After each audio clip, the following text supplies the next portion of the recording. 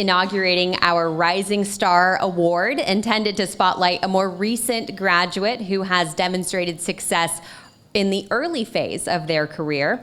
Our first recipient tonight is Sean McMinn, a 2014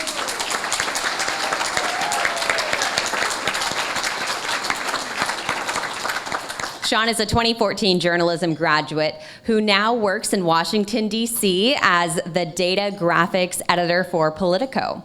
Sean and I overlapped at Cal Poly, and let me tell you, he was and is tenacious. Always has been, always will be. His work ethic and energy for reporting is remarkable. And before Politico, he worked on the graphics and investigations team at NPR and Congressional Quarterly Roll Call. His work has earned awards from the National Press Foundation, the Radio Television Digital News Association, Murrow Awards, and others. Let's hear more now about Sean.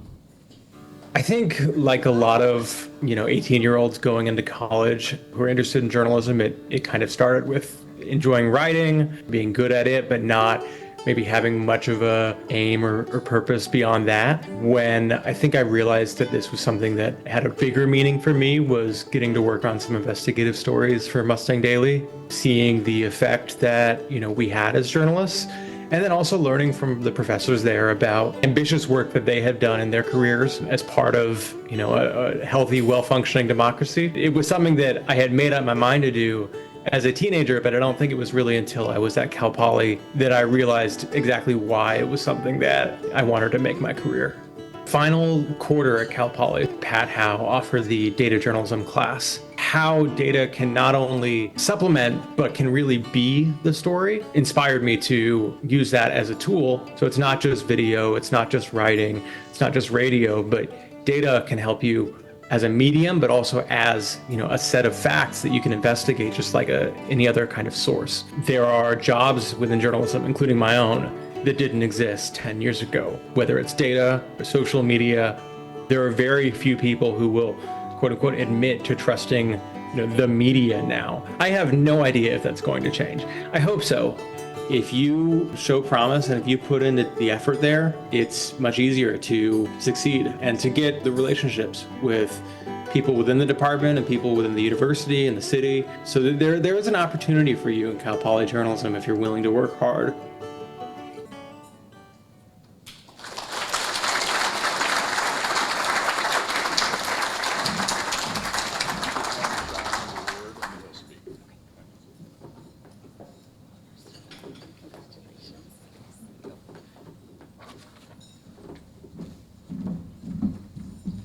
Thank you, Christina and Kevin, everybody here, and especially the faculty who's in the room who helped me and my classmates when we were at Cal Poly. I'm so glad that so many of those professors are still here and are able to join us tonight. It's really nice to see everybody. I'm also thankful my family's here. My parents who forced me to come to Cal Poly to tour it. I had basically committed to another California university that shall remain nameless. But it was a little bit more expensive than Cal Poly. And so I was told I needed to come check out San Luis Obispo before I made up my mind. And I'm so glad I did. So you should listen to your parents. Sometimes they actually know what's right.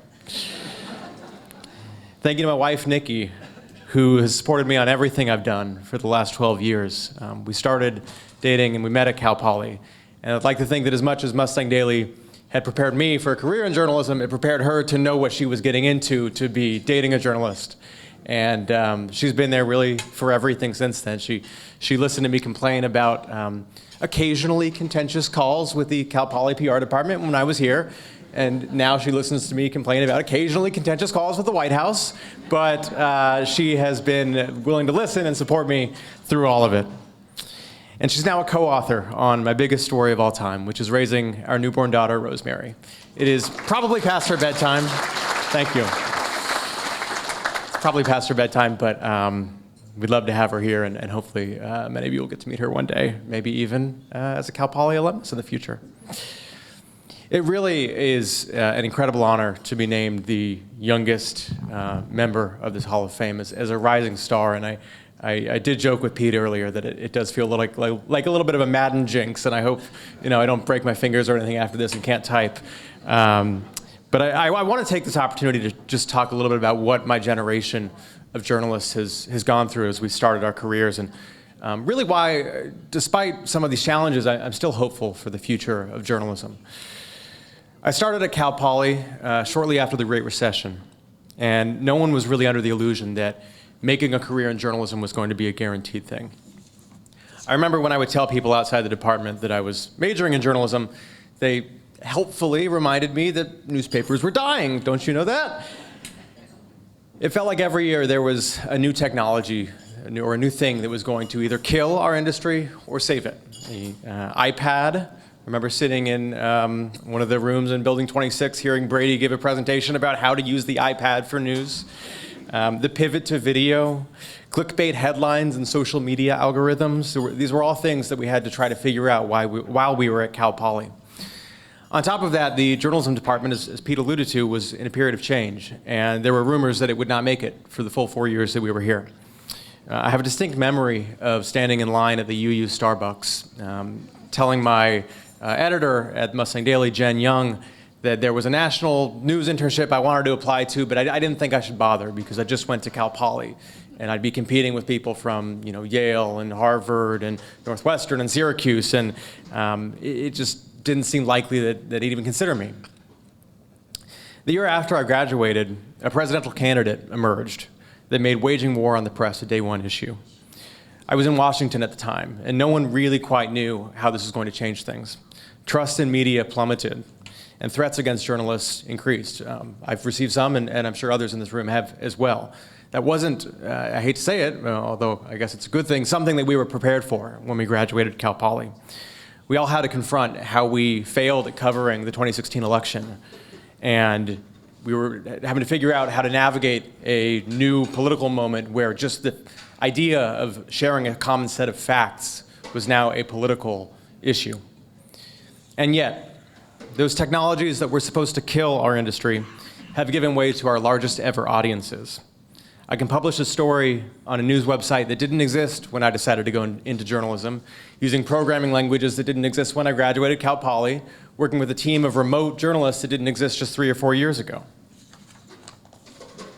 And now being back in SLO, seeing the students here are more impressive than anything I remember.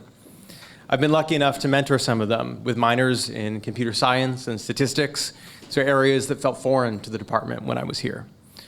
Students have taken strong stances in the pages of Mustang Daily, Mustang News Now, in favor of transparency, trying to make this a better college for everybody. And perhaps best of all, the students are now chasing careers that felt out of reach for my classmates and I. The department, under the leadership of Mary and Brady, has reopened connections with alumni at events like this, and they've shown students what is possible. I've personally benefited from this. I've been able to hire one of the recent Mustang News alum, one of the editor-in-chiefs, to work on my team at Politico, and she's been amazing. So I think back now about that internship. I'm going to do the same thing that Pete did, start where we end where we started.